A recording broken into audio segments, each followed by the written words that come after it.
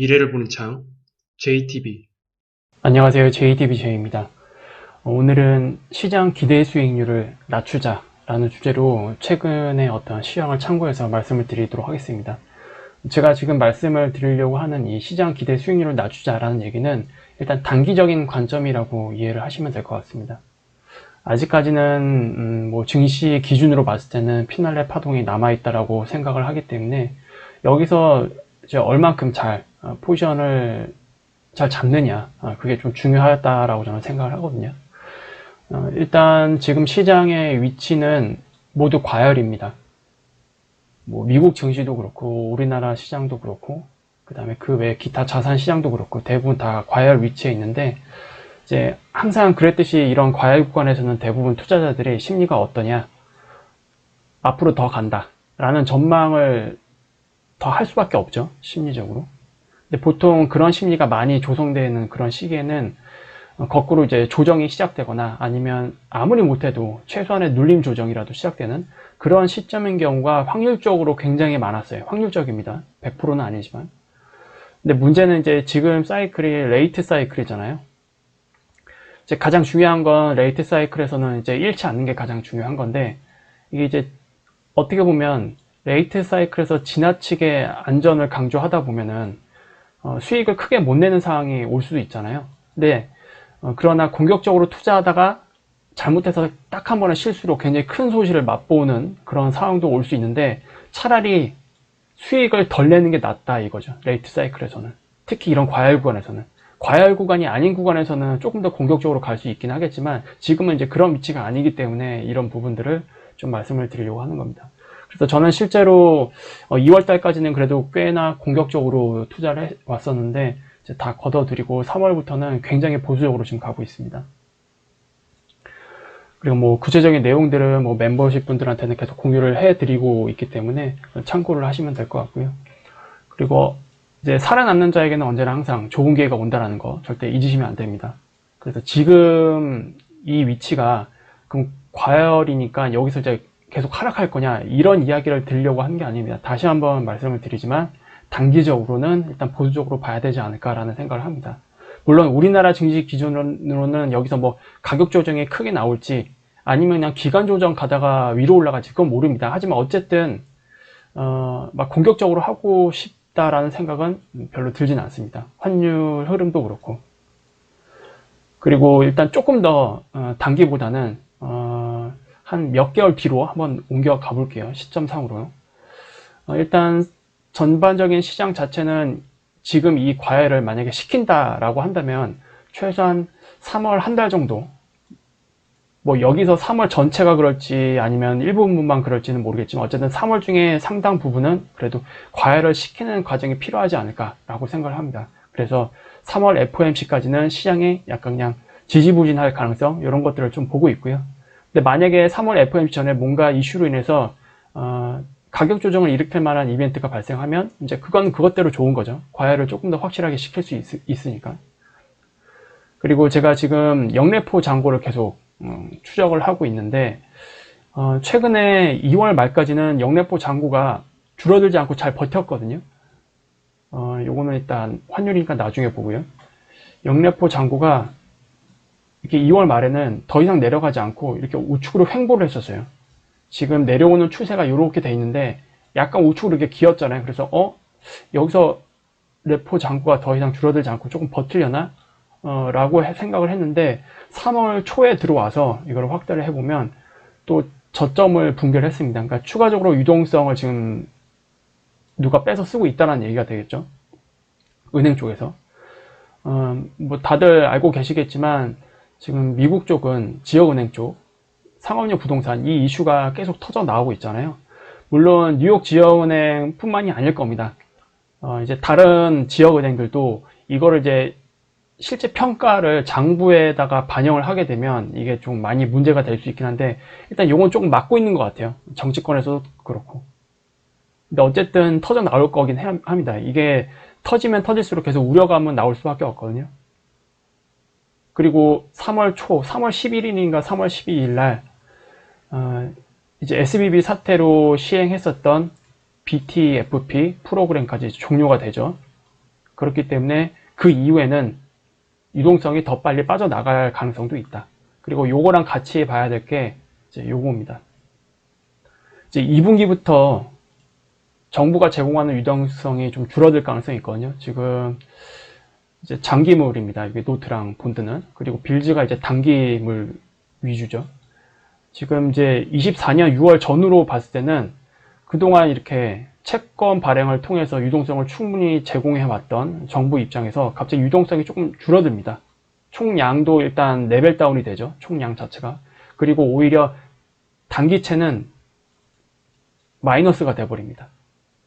그리고 장기물이 조금 더 늘어나죠. 아마 요거는 시장에서 조금 걱정할 거예요. 왜냐면 그동안 그래도 장기물을 안 늘리고 장기물에 대한 걱정이 굉장히 많았잖아요. 금리 때문에 10년물 금리를 이제 자극시키니까 굉장히 걱정이 많았는데 다시 장기물을 조금 더 많이 발행하는 쪽으로 바뀝니다. 그리고 단기물을 더 많이 발행해서 시장이 좋아했는데 이제 아니죠. 상황이 바뀝니다. 그리고 요거를 상쇄시키기 위해서는 3월 FOMC 때 QT에 대한 이제 공식 내용이 나올 거예요. 이미 저번 FOMC 때 QT 축소에 대한 이야기가 시작됐다라고 공식적으로 어필을 했고, 그리고 3월 회의 때 조금 더 디테일하게 회의를 할 거다라고 얘기를 했습니다. 그래서 아마 QT에 대한 이야기가 나올 거예요. 그래서 오히려 만약에 QT에 대한 이야기가 확실히 QT 축소에 대한 이야기를 조금 더 확실하게 해준다면 이런 거에 대한 조금 우려는 조금 잠재울 수 있다. 하지만 그렇다 하더라도 이게 장기적인 호재성 재료는 아닐 거라고 저는 생각합니다. 그러니까 당분간 이런 우려들, 유동성이 줄어들 수 있다는 거, 아까 봤듯이 뭐 영래포 잔고도 그렇고요.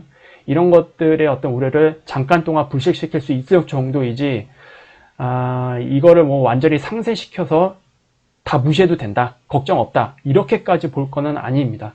그래서 뭐 3월 FOMC 이후에 피날레 장이 만약에 나온다, 또는 3월 선물옵션 동시 만기가 있잖아요.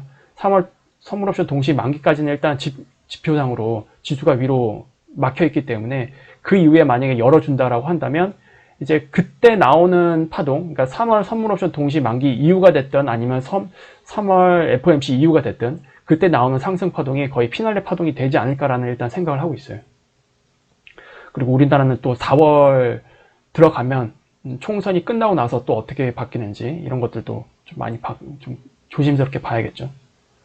그래서 일단 지금은 막 공격적으로 투자하고 싶은 마음은 없고, 오히려 그냥 기다렸다가 좀 좋은 자리를 주면, 그리고 과열을 조금이라도 좀 시켜주면 그때 들어가서 좀 피날레 파동이 될 수 있을 가능성이 높지만 그거를 일단 노리고 투자를 하는 게 조금 더 안전하지 않을까, 지금 공격적으로 가는 것보다는. 일단 그렇게 저는 보고 있습니다. 요거는 계속 지켜봐야 될 것 같아요. 영래포 잔고라든가 아니면 정부의 채권 발행 여력들, 이런 것들은 계속 추적을 해볼 필요가 있을 것 같습니다. 그리고 이제 어제 매그니피센트 7종목 중에서 엔비디아 빼고 다 하락을 했잖아요. 그리고 중국 악재까지 겹치면서 좀 크게 하락을 했는데, 어쨌든 지금 엔비디아는 꾸역꾸역 버티고 있습니다. 어쨌든 얘가 대장주예요. 지금 사이클의 대장은 얘입니다. 얘가 꺾이면 다 꺾인다고 보시면 돼요. 그리고 우리나라도 오늘 HBM 수혜 관련주 이런 것들이 조금 흐름이 괜찮았는데, 시장 전반적인 강도로 봤을 때는 과열 징후를 계속 드러내고 있습니다. 그래서 야, 시장이 너무 좋다 이런 느낌은 없어요. 그래서 지금 시장 참여자들도 어느 정도 조금 조심스럽게 플레이를 하고 있는 느낌이 들긴 합니다. 그리고 오늘 파월 연설이 있죠. 그런데 지금 상황에서는 뭐 시장을 흔들 만한 새로운 이야기, 새로운 코멘트를 할 가능성은 뭐 거의 없지 않을까. 그냥 기존에 해왔던 입장만 되풀이할 가능성이 좀 높습니다. 그래서 결국 이제 우리가 지표 관점으로 보면은 이번 주 미국 시장 기준입니다. 이번 주 목요일 시장 끝나고 나서 브로드컴 실적이 발표됩니다. 이제 요게 엔비디아도 그렇고 이 AI 섹터에도 관련이 있는 거기 때문에 좀 중요할 거고요. 그리고 브로드컴 실적이 발표되고 나서 이제 이거는 한국 시간으로 아침에 발표되잖아요. 아침 일찍. 그리고 그 저녁에 이게 훨씬 더 중요하죠. 논판 페이롤. 비농업 고용지표가 어떻게 나오는지. 이런 것들이 좀 중요할 것 같습니다. 이런 것들이 그래도 좀 단기적인 변동성을 추가로 만들 수 있지 않을까. 그렇게 생각을 합니다. 어쨌든 뭐 어제 나온 지표도 그렇고 최근 나온 지표들 보면은 고용시장에서 둔화되는 시그널은 계속 나와요. 근데 이게 절대적인 수준에서는 아직 안심할 정도는 아닙니다. 막 드라마틱하게 막 둔화될 정도, 그러니까 충분히 금리 인하를 앞당길 수 있을 만한 그 정도의 둔화는 아니에요. 그리고 이거는 거꾸로 생각을 해서 그런 식으로 갑자기 둔화되는 거는 안 좋은 신호라고 말씀을 드렸죠. 그래서 지금은 천천히 둔화되는 게 오히려 좋다. 금리 인하 기대감을 계속 끌고 갈 수 있으니까. 전반적으로 다 요약을 해보면 실질적으로 그게 보험성 금리 인하가 됐던 아니면 사후적 금리 인하가 됐던 그거는 우리가 나중에 추후적으로 나오는 지표를 보고 판단할 문제이고, 금리 인하 전까지는 일단 그래도 시장에서 벗어나면 안 된다. 그래서 뭐 요거 때문에도 아까도 말씀드렸지만 여기서 만약에 조정이 나온다고 해도 한 번 더 피날레 파동을 만들 수 있을 만한, 시기상으로도 그렇죠. 딱 금리 인하가 본격적으로 진행되기 전 아마 마지막 상승 파동이 아마 남아있을 겁니다. 그래서 그것까지는 일단 시장을 계속 좋은 관점으로 그리고 조정이 나오면 기회의 관점으로 보는 게 맞지 않을까, 그렇게 생각을 하고 있습니다. 그리고 이제 2분기 어느 시점이 되면 이제 유동성 문제, 이게 또 시장에 어떤 심리를 만드는지 이게 굉장히 중요할 것 같아요. 일단 시장은 아마 선제적으로 아마 움직일 겁니다. 유동성 문제에 있어서 뭔가 조금 조심해야겠다, 이것보다는 지금 과거보다 시장 사이클이 좀 빨리 돌고 있잖아요. 그래서 우리가 생각하는 것보다 조금 더 시장이 먼저 움직일 수도 있으니까 이런 것들은 여러분들이 시장을 잘 살펴가면서 좀 대응을 해야 되지 않을까, 그렇게 생각을 하고 있습니다. 그래서 오늘은 이렇게 마무리 짓도록 하겠고요. 이제 금요일날 중요한 지표 발표가 있기 때문에 그걸 가지고, 그리고 다음 주에 추가 이슈가 나오게 되면 좀 정리를 해서 공유를 해드리도록 하겠습니다. 그러면 이렇게 마무리하도록 할게요. 감사합니다.